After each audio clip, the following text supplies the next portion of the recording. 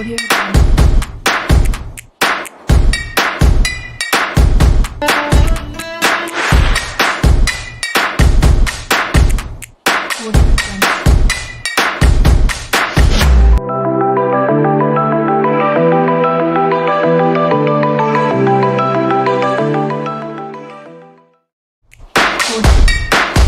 internauta e usuários do Portal Tempo, também conosco os ouvintes da Rádio Super.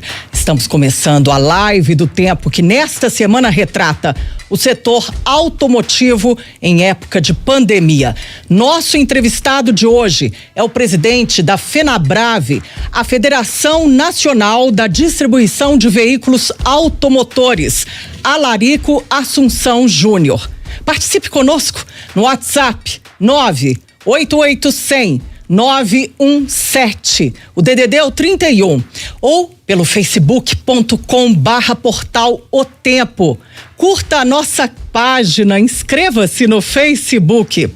Na mesa conosco nesta semana, o editor de Supermotor, Raimundo Couto. Boa tarde, Raimundo. Tudo bem?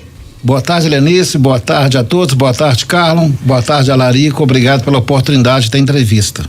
Carlon Aredes, editor de Economia, também conosco, como sempre. Carlon, tudo jóia? Tudo bem, Lenice? Boa tarde, Raimundo. Boa tarde, Alarico. E boa tarde, ouvintes e internautas. Alarico Assunção Júnior, muito obrigada por ter aceitado o nosso convite para a live do Tempo. Tudo bem? Boa tarde. Muito boa tarde, toda a organização, o Tempo. Muito boa tarde, Lenice, o Carlon, o Raimundo e aos ouvintes. Muito obrigado em nome da FenaBrave por esse prestígio, vamos dizer assim, e esse convite muito honroso a todos nós que compomos a FenaBrave. Muito obrigado. Nosso agradecimento, Alarico. Bom, e eu já vou começar com números preocupantes, não é? De um setor que representa as concessionárias no país todo, uma entidade como é a FenaBrave, e um setor com 7.300 concessionárias no país, não é? Que aí já informou que cerca de 2.200 podem fechar diante dessa situação da pandemia. Qual é a atual situação do setor, Alarico? Ok, muito obrigado. Me permite voltar atrás um pouquinho para que eu possa responder a contento a sua pergunta. A FenaBrave hoje é uma instituição do setor da distribuição automotiva. Quando eu menciono isso, todos nós, empresários do setor, nós detemos um contrato de concessão comercial com uma ou mais montadoras. Nesse contexto, hoje esse volume, esse conteúdo são de 7.300 concessionárias. Nós estamos presentes em 1.050 municípios por todo o território nacional e, agregado a isso, ainda empregamos 315 mil colaboradores. Sem menosprezo, diga-se de passagem, apenas o setor da distribuição dentro do setor automotivo corresponde ao número de colaboradores 3 vezes mais do que todo o setor de planta de montadoras ou fabricantes de veículo no país. Dentro do estado de Minas Gerais, são hoje 721 concessionários, estamos presentes no estado de Minas, em 103 municípios, gerando apenas no estado de Minas Gerais 30.500 empregos diretos. Daí, naturalmente, essa nossa dificuldade. Quando você perguntou que poderíamos estar fechando basicamente 2.000 concessionárias, se nós voltarmos atrás um pouquinho no período 2015-16, o que eu tenho a oportunidade e às vezes a repetição de mencionar que nós perdemos naquela ocasião, lamentavelmente, 2.100 empresas. Agregado a essas 2.100 empresas que deixaram de existir, nós perdemos 172 mil empregos diretos. Algumas marcas adentraram no Brasil, como a própria Jeep, algumas de motos de alta cilindrada, de caminhões e por aí vai, nós recuperamos 700 empresas. Portanto, é uma conta que a FenaBrave não gosta de fazer, mas se nós pegarmos as saídas e as entrantes de 2.100, nós entramos com 700. Basicamente, o país perdeu, ou o setor, 1.400 concessionárias. Com essa pandemia agora, lamentavelmente, temos algumas vertentes a esclarecer. Primeiramente, vida é uma coisa soberana, tanto naturalmente para salvarmos e para preservarmos vida. A rede de concessionários hoje está prontamente capacitada para abertura pontual de toda a sua atividade, quer seja aquele concessionário que distribui um automóvel, uma moto, um caminhão ou um trator. Porém, nós temos duas dificuldades extremamente, entre tantas outras demais, no nosso setor. Eu destacaria como primordial, que é a falta de liquidez e a falta de previsibilidade. Eu diria, se nós vamos fechar 2.000, eu estaria dando um tiro no escuro. Provavelmente poderá fechar, em virtude disso, se nós não formos socorridos. E aqui eu quero deixar muito claro, não há um pedido de nenhum benefício para o setor automotivo, consequentemente o setor de distribuição. O que nós precisamos é equilíbrio, não benefício. Estarmos preparados para atravessar essa pandemia e que, pela falta de previsibilidade, nos permite fornecer um número daqueles que lamentavelmente ficarão para trás ou pelo caminho afora, Helenice. Bom, Alarico, e aí diante disso, você está otimista ou pessimista com a próxima história das concessionárias no país? Acima de tudo, Helenice, eu estou muito triste. Eu nasci com, diz o próprio mineiro que sou do interior, com a barriga num balcão de uma concessionária nos idos do meu pai. É lamentável todo esse processo que todos nós, de uma economia de maneira geral no mundo, quer seja Ásia, Europa, América, e nós muito fortemente no Brasil. Porém, eu não deixo de ter otimista, isso vai passar, é uma pandemia, isso é ciclo. Com certeza, mas falta previsibilidade. Mas quero crer que, apesar de tudo isso, quando passar, temos a responsabilidade e, naturalmente, a consciência, que será de forma gradual, uma base muito baixa, em virtude de que nós já vimos num período de recuperação e não totalmente recuperado. Mas tem otimista, temos que estar preparados, tocar a vida em frente, sim. Bom, então vamos tocar para frente, né? Vamos falar aí de produtos, de economia. Deixa eu passar a bola pro Raimundo Couto, Alarico. Por favor. Alarico, é o seguinte, quando a pandemia chegou, o comércio de automóvel vinha bem, crescendo em movimento ascendente desde o começo de 2020 e tinha tudo para ter um bom ano de desempenho em vendas. Mas a pandemia chegou, a pergunta é, como que a pandemia pegou as concessionárias em relação ao estoque? Ontem, por exemplo, começou a funcionar aqui em Belo Horizonte com horário restrito e com todos os protocolos, obviamente, bem assegurados, a rede de concessionárias local aqui. Quanto tempo essas concessionárias hoje têm para trabalhar? Porque o faturamento nos últimos 60 dias deve ter sido muito baixo, próximo até de zero, né? Tanto é que as vendas foram baixíssimas. Eles têm quanto tempo de estoque para trabalhar sem reposição até que as fábricas podem voltar a produzir normalmente?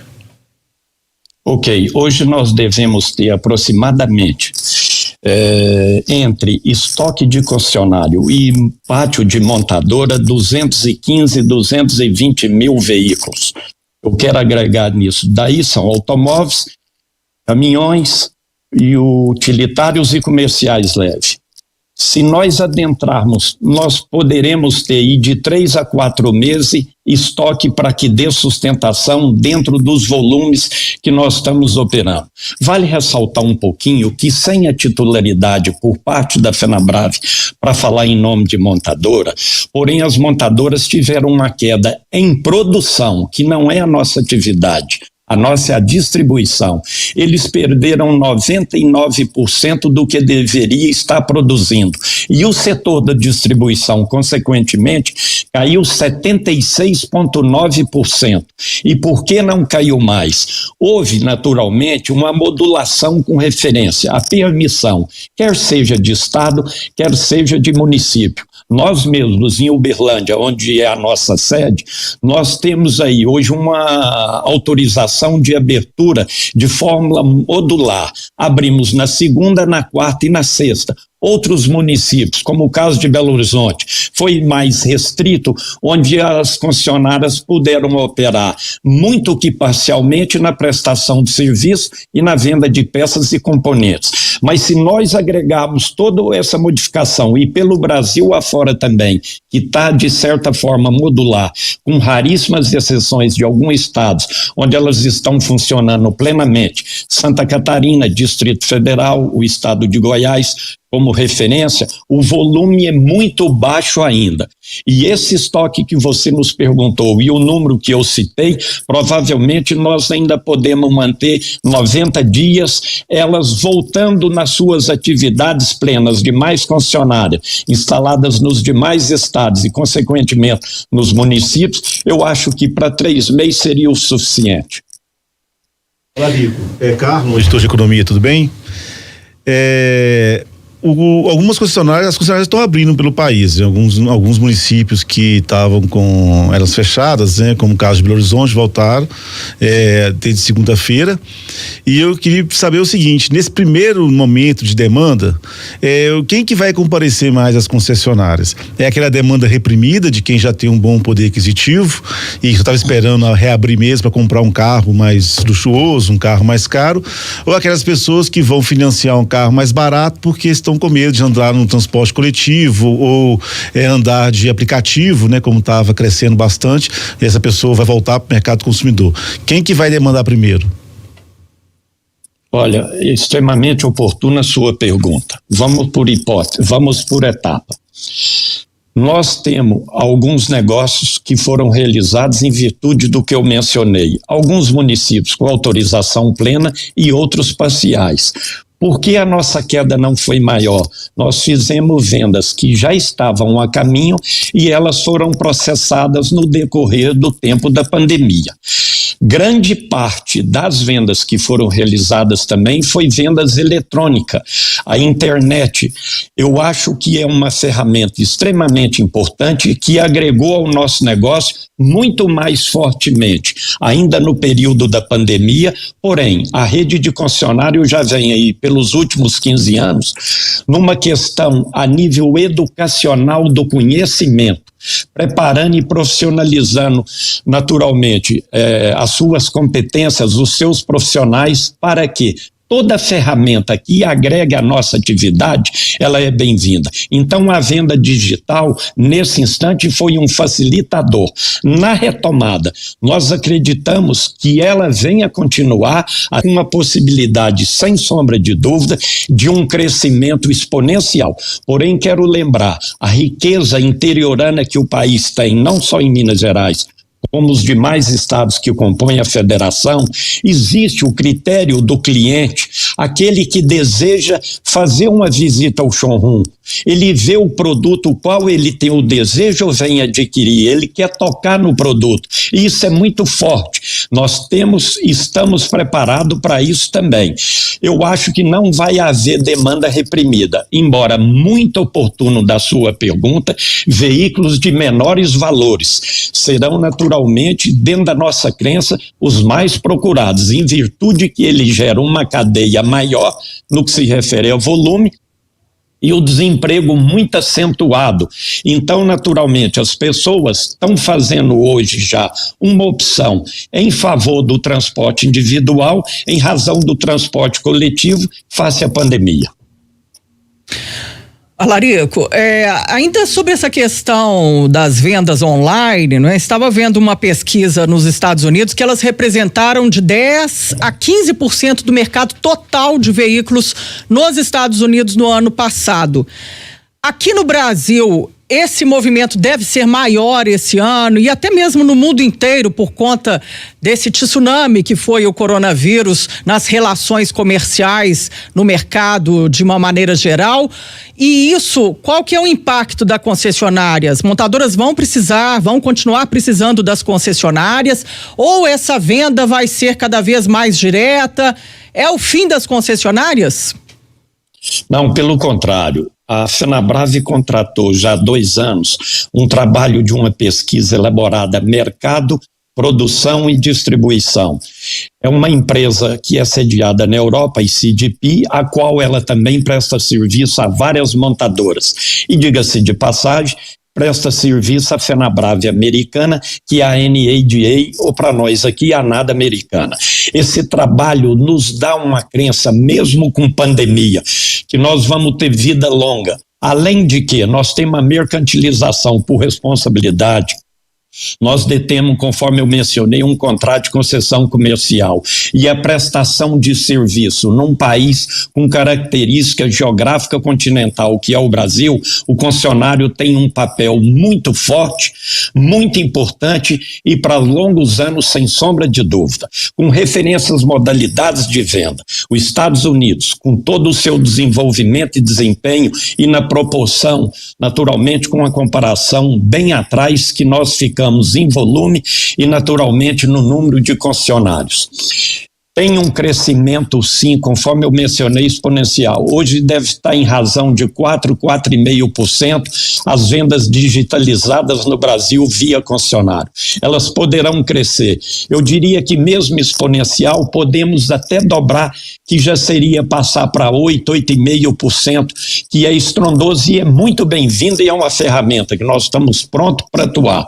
Porém, o papel do concessionário nas vertentes da mercantilização e da prestação de serviço, nós temos sim com garantia vida longa, porque quem vai adquirir um veículo, quer seja pela modalidade aí do meio eletrônico, a venda comprada diretamente do concessionário, e mesmo os demais canais de venda, o concessionário tem obrigatoriamente e a fábrica necessidade que esses veículos sejam assistidos. Daí o nosso papel, a nossa importância num contexto econômico e social de forma muito positiva.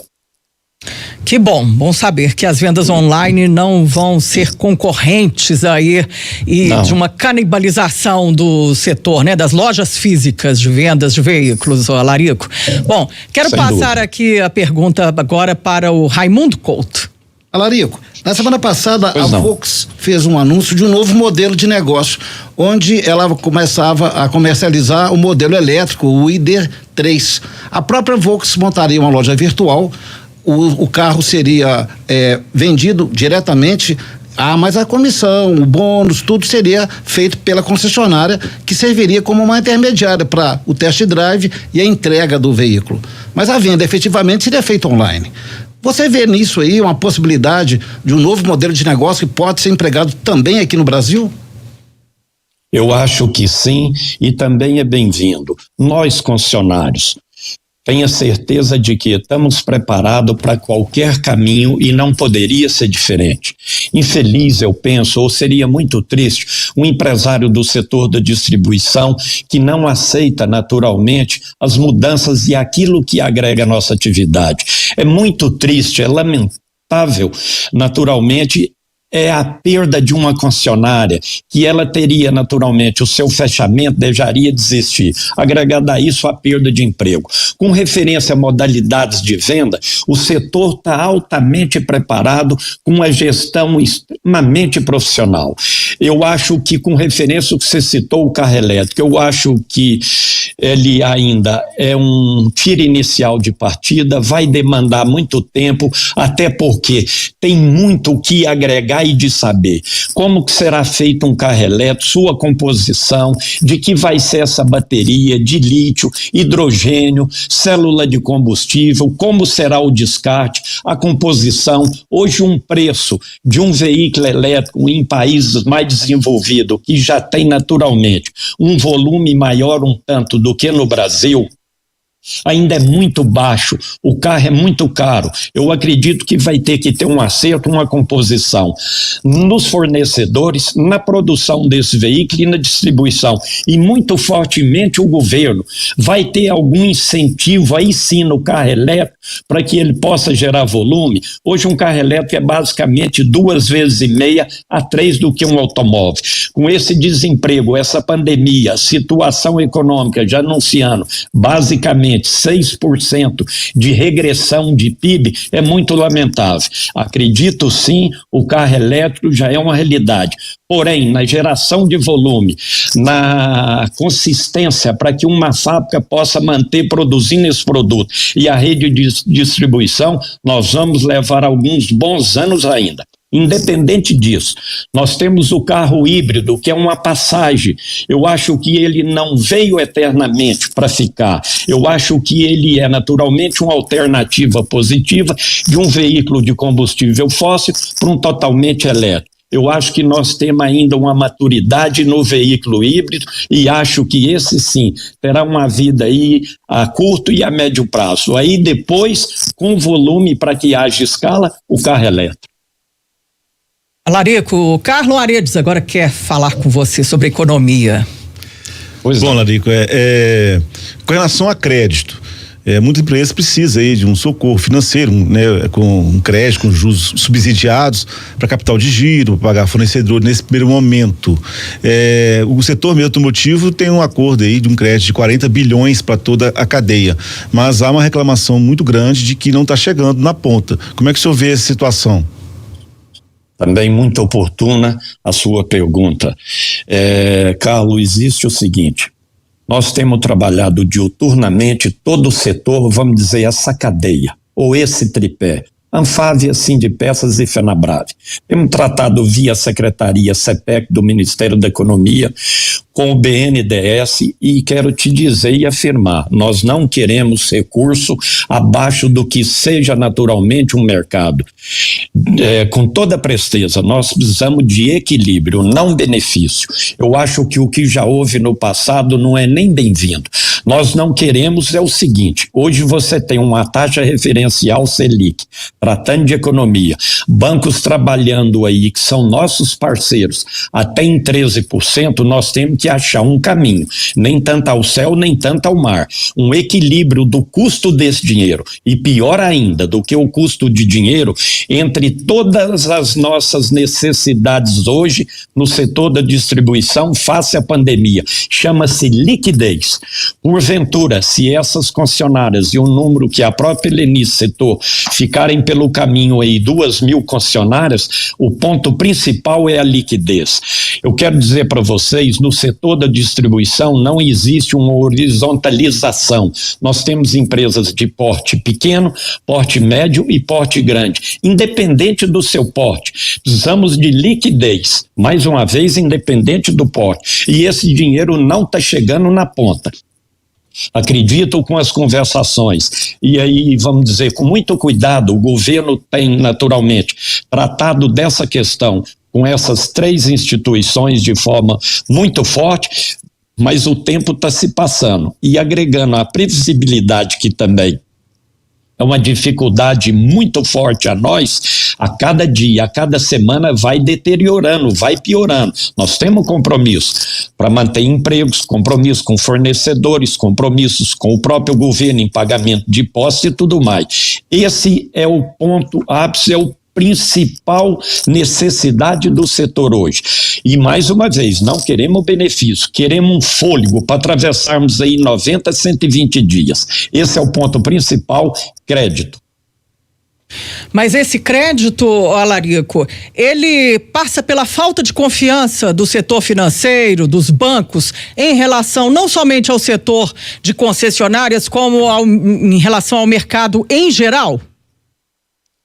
Olha, vamos separar, por exemplo, o crédito para fomentar a concessionária e o crédito para fomentar vendas. Hoje o Brasil tem uma necessidade muito grande de fomentação, financiamento para veículos. 60% a 65% de cada 100 veículos que são colocados no mercado doméstico, portanto no Brasil, tem a carência de um financiamento. Consequentemente, pela inadimplência, a dificuldade, o desemprego, os bancos têm, logicamente, o seu direito de analisar essas propostas. Quero voltar um pouquinho. Se nós pegarmos antes de 15 e 16, a cada 10 propostas encaminhadas aos bancos, 7 eram aprovadas. Veio o problema econômico muito grave em 15 e 16 e o primeiro semestre de 17, houve uma inversão. A cada 10 solicitações pedido para financiar um automóvel, 7 passaram a ser recusadas. No ano de 17, segundo semestre, 18 e 19, ainda que um PIB muito pequeno, mas teve um PIB positivo em detrimento dos anos anteriores com PIB negativo, essa inversão passou novamente. A cada 10 enviadas, 7 aprovadas. Voltamos no ano de 15 e 16. Hoje, a cada 10 propostas encaminhadas, 7 voltaram a estarem negativos. Então, o crédito é importante. Os bancos são nossos parceiros, historicamente, e nós temos uma dependência muito grande, e eles também na geração, naturalmente, de movimentação e liquidez das suas carteiras. Porém, pela questão da inadimplência, face ao desemprego e hoje as dificuldades, quer seja da pessoa jurídica e da pessoa física, vai se tornar um pente fino. Agora, é um trabalho do concessionário e buscar o cliente. Temos que criar também outros caminhos, mas, uma vez, a fomentação e o financiamento é extremamente importante e contamos com eles. Larico, eu queria levantar uma questão aqui que vem tomando noticiário aí nessa semana. Ontem a gente teve a questão da Renault Mundial, né, falando aí que precisa de apoio. Fabricante, hoje temos aí, fabricante de carros esportivos McLaren anuncia 1.200 demissões. Dona da Volvo, a Geely, quer se aproximar ainda mais da Mercedes-Benz. O que esse movimento das montadoras, que a gente vê aí em certos momentos até de fusão, de aproximação, de concentração do setor, afeta diretamente as concessionárias? Olha, Lenice, nós temos que ver, pelo lado das montadoras, quando mencionamos que as plantas que estão instaladas no Brasil, as mais tradicionais e as mais novatas que chegaram, vão ter naturalmente um trabalho árduo aí, com referência à liquidez delas também. As suas matrizes, as suas mães estão passando por processo semelhante ou até piores. Então, quero dizer, o filho chorou, nesse instante a mãe não vai poder ajudar. Ele vai ter que se virar. E de maneira, com referência à produção, a queda vai ser muito forte a nível de mundo e, nesse contexto, a do Brasil também. E quando retornarmos, vamos pegar, por exemplo, eu quero chegar em volume, o estado de São Paulo, que tudo indica que a partir do dia 1º as concessionárias estariam abertas e as fábricas também com extrema responsabilidade para retornar às suas produções, nós vamos lembrar que não vai haver demanda. Ela será muito pequena em virtude de que existe uma base baixa. Porém, ela é crescente. Quem sabe, quanto mais cedo, agora falta previsibilidade para te dar números e o momento exato. Possamos ter um segundo semestre, queira Deus que de fato isso ocorra, bem melhor do que essa fase aguda que estamos atravessando em virtude do Covid-19, possamos ter um volume ainda que dê sustentação às montadoras e às casas. As montadoras estão anunciando, vocês anunciam, por exemplo, a própria mídia, algumas marcas ainda mantendo seus lançamentos, outros serão postergados, e isso faz com que a coisa passando a movimentar, dá um outro aspecto naturalmente de segurança, lembrando mais uma vez que a base é baixa, mas vamos retornar de forma gradual, responsável. Quero até aproveitar as casas hoje, toda a rede de distribuição, respeitosamente, com toda obediência, naturalmente, aos processos e de autoridades sanitárias serão cumpridos, tanto para que possamos preservar a vida de nós colaboradores e principalmente de nossos clientes. Mas o volume virá, vamos demandar algum tempo, face o que já perdemos. Mas é uma roda, é contínua, vamos começar a dar as primeiras pedaladas de forma gradual e vamos sair lá na frente, sim. Com certeza, Larico, essa é uma crise que ninguém imaginava acontecer um dia, mas também ela vai passar, não é? E quero passar aqui para o Raimundo Couto fazer uma pergunta. Raimundo. Larico, nós temos perguntado aqui durante essas nossas lives para os nossos entrevistados foi a primeira rodada com os presidentes de montadora, ontem foi com o Luiz Carlos da Anfávia. Eu gostaria de perguntar para você também.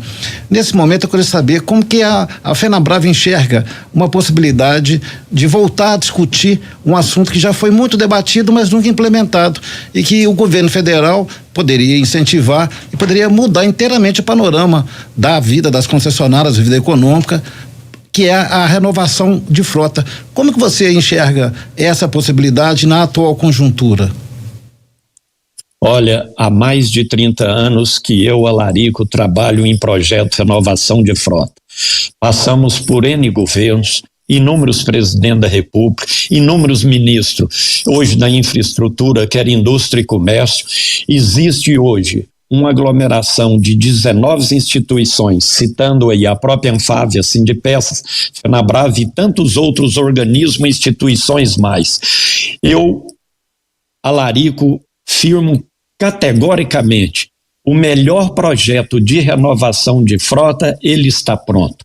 Precisa o governo, e muito fortemente agora, face a essa pandemia, agregarmos daí que o governo tem que ter sua participação também, e não é benefício. Até porque, se nós voltarmos um pouquinho atrás em volume, o Brasil chegou a colocar no mercado doméstico, entre automóveis e comerciais leves, 3.700.000 veículos até o ano de 2014. Face à dificuldade que eu chamo de ponte 15-16 e o primeiro semestre de 17, nós fomos para 1.950.000. Nós voltamos 10, 12 anos atrás, há 5, 6 anos atrás.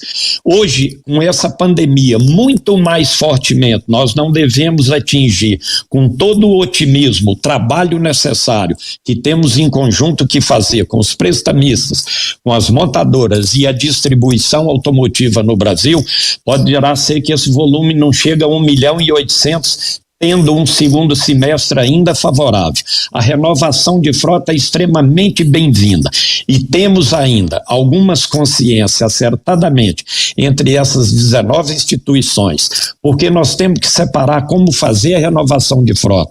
Esse projeto que eu digo que ele é muito bem costurado, ele iniciaria por caminhões, porque é uma das menores frotas por segmento no Brasil e de maior necessidade e uma vida útil muito extensa. Se nós pegarmos hoje, deve ter basicamente 2.700.000 caminhões sendo licenciados, portanto em operação no Brasil.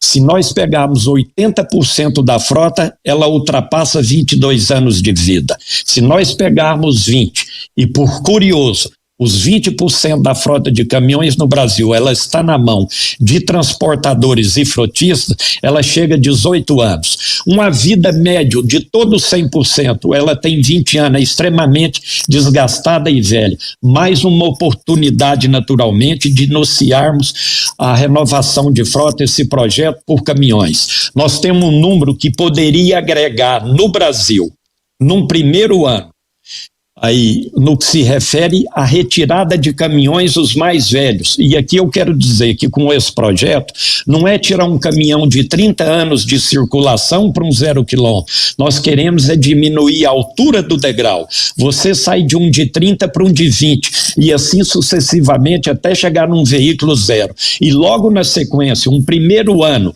como um modelo, um boneco, trabalhando com a renovação de frota de caminhões, já adentraríamos no automóvel, logo na sequência nos demais segmentos, motos e por aí vai. Automóveis, se fosse num momento sem a pandemia nesse ano, aumentaria de 500 a 600 mil veículos ano, mercado doméstico com renovação de frota. Porém, temo que o governo também tenha consciência, falta a parte dele participar um pouco, e não é benefício, é manutenção de emprego, nos ajudar a atravessarmos essa ponte. É extremamente oportuno, e quero dizer, o governo está atento, estamos trabalhando muito fortemente com o Ministério da Economia, pela CEPEC, tem as pessoas já credenciadas que têm autoconhecimento nisso, e junto com essas demais instituições, agregada com a FenaBrave, trabalhando nesse projeto muito fortemente agora em virtude da pandemia. A nossa crença é, havendo a boa vontade e naturalmente condição também por parte do governo,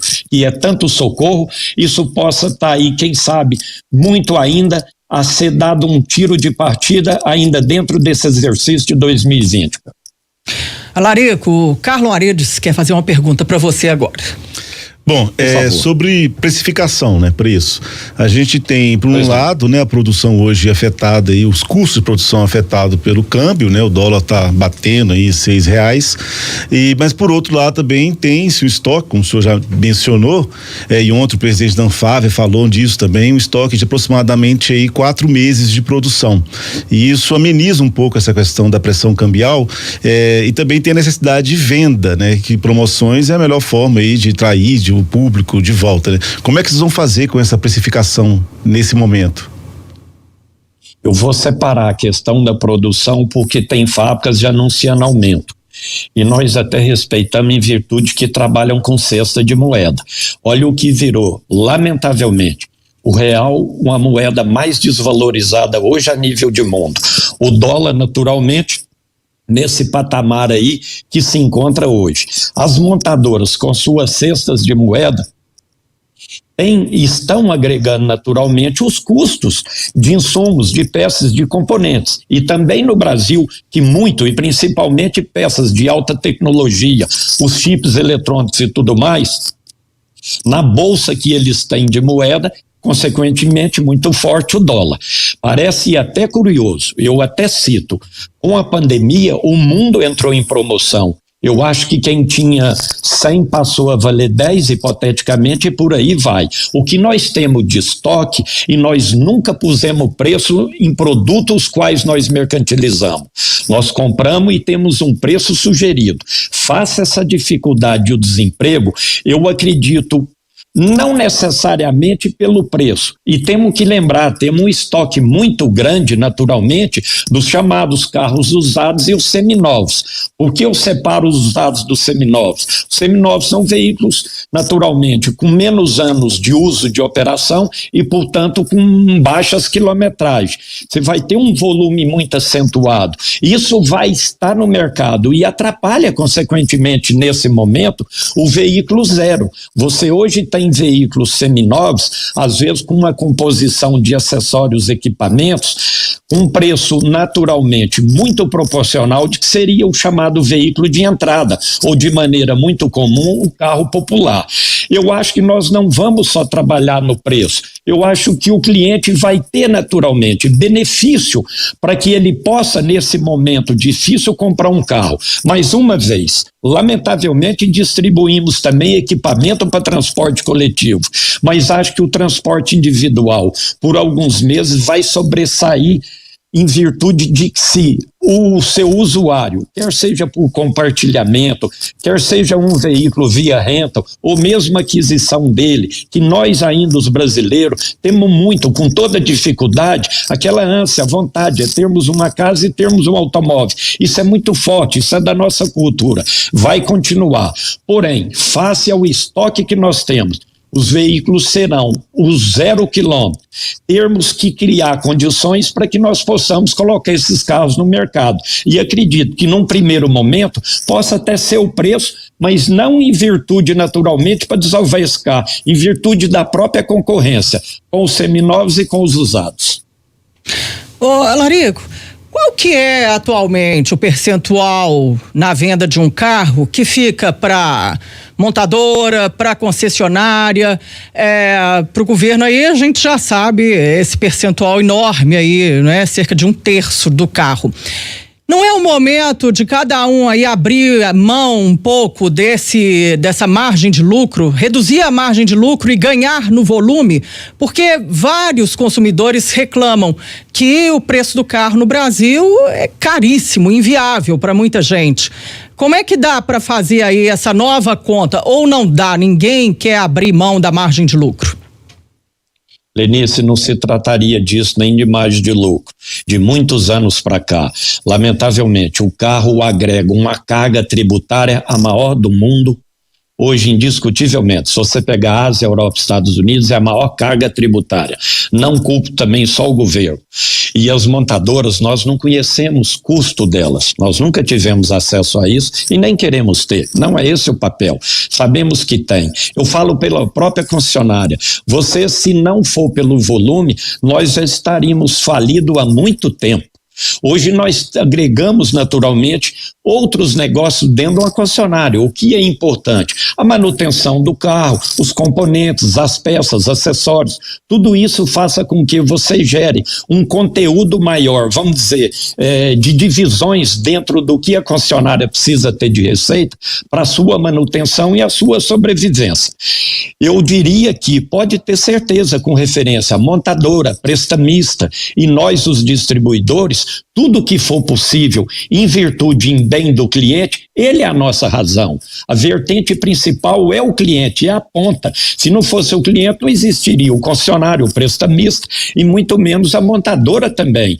Ele está no nosso radar e não poderia ser diferente como prioritário. Agora, em virtude dessa pandemia, o que nós temos que chegar de maneira, em forma de cadeia, o que for possível fazer, tenha certeza que será feito ou nós não vamos sobreviver.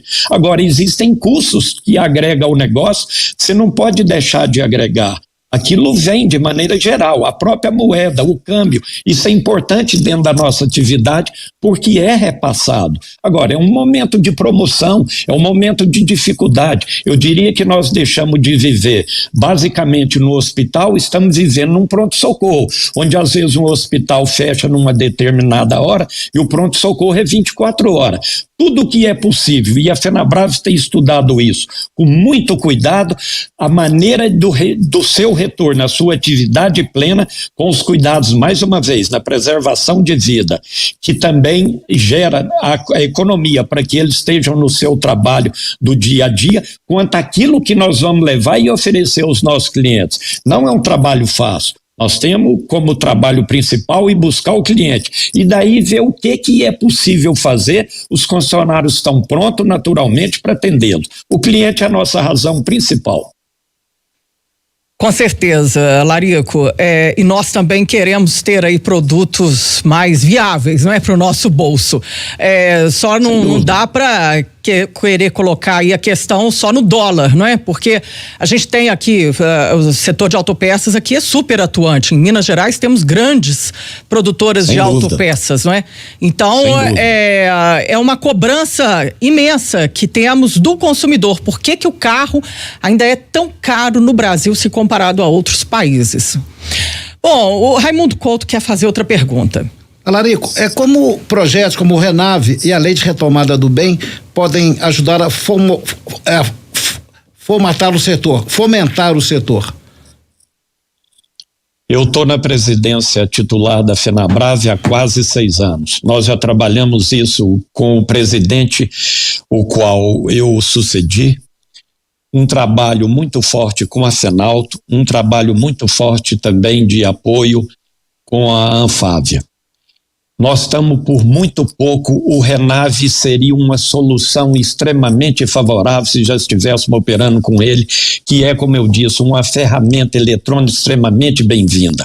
Hoje existe até a informalidade das transações de veículo que são feitas. Quando o Renave tiver de fato eletronicamente, você vai ter um controle muito mais e a própria informalidade vai cair para níveis baixíssimos. E os próprios governos estaduais arrecadarão mais, embora com um volume infinitamente menor do que é hoje, de forma manual. Até porque existe a nível de custo, no caso, o Renave está sendo implantado, quanto à duplicidade hoje da mão de obra que você tem. Você dá entrada de um veículo usado numa concessionária é um registro, você dá saída é outro. Você fazendo eletronicamente, você só tem um trabalho com custo infinitamente menor e, mais uma vez, todo esse conjunto Fenalto, o qual ela representa, e a FenaBrave, estaria dentro de uma formalidade, e os governos estaduais, naturalmente, pela necessidade de arrecadação, muito fortemente estariam trabalhando num contexto e num conjunto de um projeto extremamente valioso e necessário. Você me fez outra pergunta, me desculpa, com referência ao Renave, a retomada do bem. Nós temos trabalhado isso muito fortemente. Essas instituições, Anfávia, Fenabrave, a Fenalto, com algumas instituições, a CREF, Febraban, a NEF, e com o próprio governo solicitando muito fortemente para que a retomada do bem tire-se a judicialização disso, como é um processo hoje na questão de uma venda e compra de um imóvel. Você ganharia muito, e acho muito positivamente que os bancos estariam e as financeiras numa disposição de 30% a 40% a mais de financiamento dos números que se encontram hoje, porque eles teriam muito mais condição e um custo para a retomada do bem, no que se refere a valor para buscar aquele bem financiado, com referência também ao tempo deles terem que buscar um veículo que se tornou inadimplente. São duas ferramentas extremamente necessárias, oportuna e muito bem-vinda, basicamente nesse momento da pandemia. Só para esclarecer aos nossos internautas e ouvintes que Renave é o Registro Nacional de Veículos em Estoque, ok? Isso, perfeitamente. Perfeitamente. Alarico, o Carlos Aredes agora quer falar com você. Pois é, Alarico, tem muita loja já está aberta, né? Muitos municípios como Belo Horizonte, né? Reabriram aí as concessionárias desde segunda-feira. Eu queria saber como é que são os protocolos de segurança que vocês estão adotando pelo país afora, né? Para quem está entrando na concessionária procurar um carro, fazer o test drive, como é que está sendo? Perfeitamente. Eu, como titular da Fenabrave, não por arrogância, como um líder maior no setor da distribuição, nós imprimimos já 2 cartilhas orientativas com obediência e responsabilidade máxima no que se refere preservação, manutenção de vida, quer seja aos nossos colaboradores e principalmente aos nossos clientes. Quero lembrar também a todos os nossos ouvintes que possam estar participando aí dessa live. Nós nunca tivemos aglomeração de pessoas em instalações de concessionária. Se nós separarmos divisão de venda, divisão de pós-venda, peça-serviço, não há aglomeração. Todos os nossos compromissos, mais uma vez, com obediência máxima ao rigor de atendimento às autoridades sanitárias. Hoje os nossos funcionários com mais de 60 anos estão trabalhando em home office, porventura aqueles que sejam portadores de alguma doença que seja temporária, estão trabalhando em home office. Aqueles que estão trabalhando de maneira permitida em algum ou outro município, algum ou outro estado, estamos trabalhando com rodízio. Exemplo, se algum departamento trabalha-se 10 pessoas, estamos trabalhando com 5, vão para casa 5, trabalham de lá, depois fazem os rodízios com aqueles 5 que vieram na empresa. Os clientes que adentrarem as nossas concessionárias terão todo o rigor garantido, quer seja aí com o álcool gel, com a máscara, com a digitação dos seus veículos, testes drive, tudo que for utilizado, os panfletos por um cliente, com maior rigor. Todos estão preparados, quer seja o pequeno, médio ou grande concessionário, e não poderia ser diferente. Daí o nosso anseio, o nosso clamor aos governadores. Eu acho que com o desemprego que provavelmente nós já vamos ter no nosso setor muito proximamente, para que possamos fornecer o número, desemprego gera fome, a fome também mata. Eu não vejo diferença, com tristeza. O que faz a diferença é morrer de Covid ou morrer de fome? Só existe um Pai Nosso, eu não conheço um Pai Nosso que seja para o Covid. A pessoa que naturalmente foi afetada e perdeu a vida, que venha morrer de fome. Deixa as pessoas trabalharem, desde que tenha naturalmente todo o rigor e a responsabilidade e obediência sanitária. Dessa forma, nós temos a capacidade, estamos aptos a partir desse exato momento que eu falo com vocês, mais uma vez, com o maior rigor e obediência. Alarico, o Raimundo Couto tem uma pergunta para você, para a gente terminar a live do tempo de hoje. Por favor, Raimundo. Alarico, então, a Fenabrave é, claro, uma das entidades de maior representatividade do Brasil. Eu gostaria que você explicasse para os nossos leitores e internautas como é que funciona toda essa estrutura que vocês têm montado, que tem até uma universidade online. Eu achei muito interessante, lendo um pouco sobre a estrutura da entidade. Eu gostaria que você esclarecesse isso para a gente. Muito obrigado até pela oportunidade da pergunta.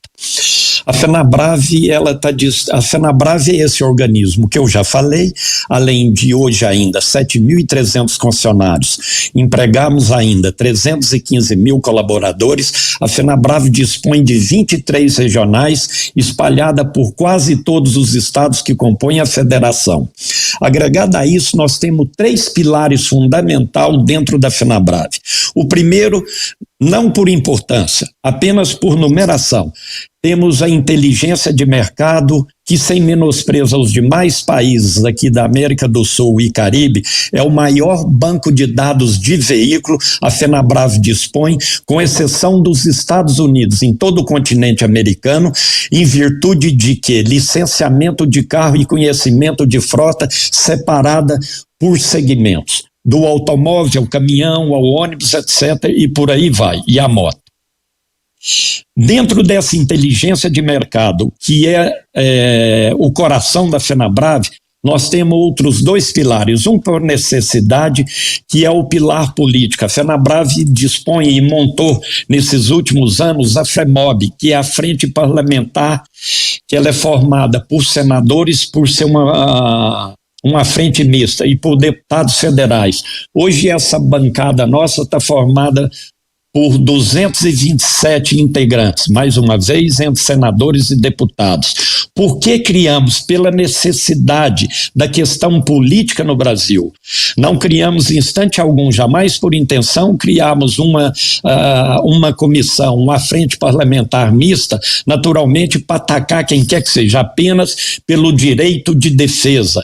Nós temos, antes de entrarmos na pandemia, aí 60 e poucos dias atrás, 118 projetos que naturalmente prejudicaria o consumidor e, consequentemente, o setor automotivo e muito fortemente o setor da distribuição.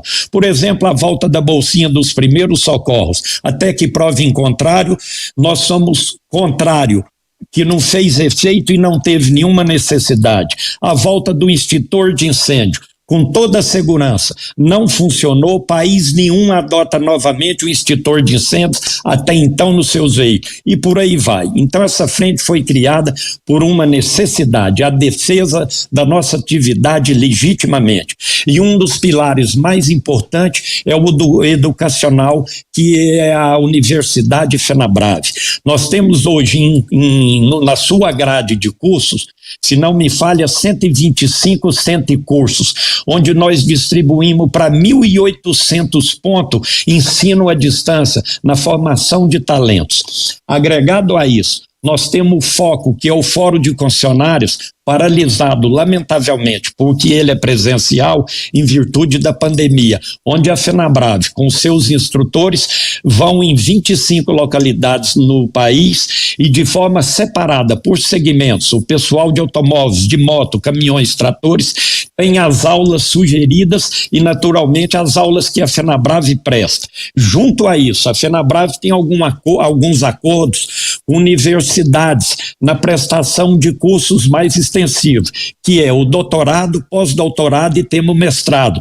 Temos, inclusive, com a Universidade Americana, para que os nossos alunos possam ter uma certificação internacional. O que eu quero dizer com isso? Participa dos cursos aos quais a FENABRAVE apresenta. Isso é uma universidade do concessionário. Ela é exclusiva para pessoas as quais são proprietários, executivos ou colaboradores de uma concessionária, sem menosprezo da função de um balconista até um CEO de uma concessionária de veículos. E temos essa graduação. Então, os alunos nossos que estão cursando cursos da Universidade FENABRAVE, eles podem ter acesso a cursos no exterior com conhecimento muito forte dentro da nossa atividade e possa ser certificado de maneira internacional. Esses são os 3 pilares básicos, que é naturalmente a formatação do que é a FENABRAVE. Alarico, o Edom de Oliveira, ele está perguntando aqui pelo YouTube se teremos promoções no valor dos veículos, e eu gostaria aí também da sua mensagem final para a gente terminar a live de hoje. Perfeitamente. Eu acredito que a questão da promoção Tenha certeza, é o Heron, né, que me perguntou. Edom de Oliveira. O cliente terá um benefício. Se ele não sentir, às vezes, pelo próprio preço, em virtude dos reajustes aqui já mencionado, a contragosto de quem quer que seja, mesmo aquele que monta e aplica naturalmente a sua correção por necessidade. Tem certeza, venha fazer um bom negócio, ele terá um benefício na aquisição do veículo dele. Terá uma garantia de estar comprando de um concessionário autorizado. E uma outra coisa, eu nem posso mencionar porque existem políticas comerciais diferentes de marca para marca, mas independente da marca que você escolher, você sairá muito satisfeito com a aquisição e tenha certeza, uma promoção, um benefício você vai agregar na aquisição, na compra do seu veículo. Para finalizar, quero agradecer de coração, com muita humildade, aí o convite da organização O Tempo. Eu acho que uma das principais responsabilidades de uma liderança de um segmento, e sem ostentação, que econômica e socialmente é a Fenabrave, muito importante para um país, na geração de emprego, na distribuição de riquezas, no compromisso e na obrigatoriedade do pagamento dos nossos impostos, que dias melhores virão. Eu costumo dizer como empresário, entre uma das alegrias que eu tenho na vida, é acordar todos os dias e ver que uma de nossas empresas está aberto, como eu disse, gerando trabalho, gerando emprego, distribuindo riqueza. E à noitinha um luminoso acende anunciando o que ele quer dizer, que uma nova manhã, um novo dia há de surgir. Eu quero desejar um novo dia e novas manhãs a todos que estejam me ouvindo. Primeiramente com muita saúde, que Deus abençoe a todos. Muito grato pelo convite. Muito obrigada, Larico. O agradecimento é todo nosso. Quero agradecer também Raimundo Couto, editor de Supermotor. Eu agradeço a Larico a oportunidade da entrevista, a Lenice, ao Carlos e a todos que nos ouviram. Carlos Aredes, obrigada. Amanhã a gente se encontra aqui. Amanhã a gente está aqui de novo, Lenice. Boa tarde para você, os ouvintes, internautas. Obrigado, Larico, e boa tarde, Raimundo. Muito obrigado. Obrigada, Larico. Amanhã a live do Tempo é com o presidente da Associação Brasileira das Empresas Importadoras e Fabricantes de Veículos Automotores, Divanildo Albuquerque, ele que também é diretor da Jaguar Land Rover Brasil. Muito obrigada pela sua audiência e até amanhã. Tchau.